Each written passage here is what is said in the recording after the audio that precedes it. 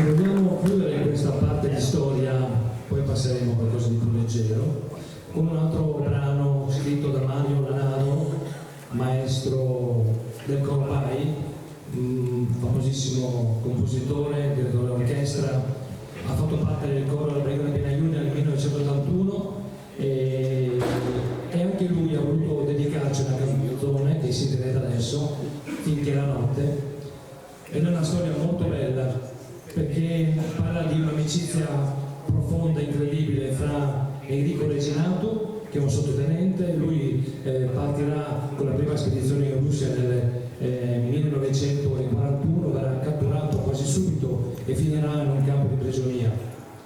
Invece l'anno dopo partirà anche Italo Stagno, anche lui durante la ritirata verrà catturato e portato in un campo di prigionia. Enrico Reginato è uno degli ultimi ufficiali ad essere rimandato in Italia dopo 12 anni di prigionia. In questo campo conosce Italo, nasce un'amicizia naturalmente nella fatica di poter curare persone con niente, nel freddo delle baracche, con il poco cibo che veniva dato.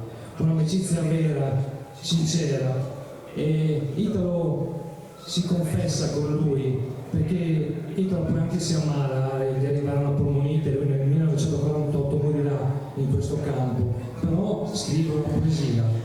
Era detta a Enrico di notte, mentre Enrico lo assiste sul letto di morte, gliela detta piano piano e Enrico la impara a memoria e poi la porterà in Italia, come riporterà tantissimi nomi di soldati morti nei campi di concentramento perché lui ogni sera li ripeteva a memoria.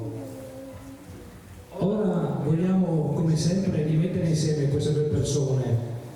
Pensiamo a tutti noi di essere lì in questa baracca, al freddo, al buio, e mentre Italo sussurra nell'orecchio del Reginato queste bellissime parole, ricorda sua moglie, la figlia che non vedrà mai, ricorda la sua casa, ma c'è sempre tanta speranza in questo brano. A voi, finché la notte.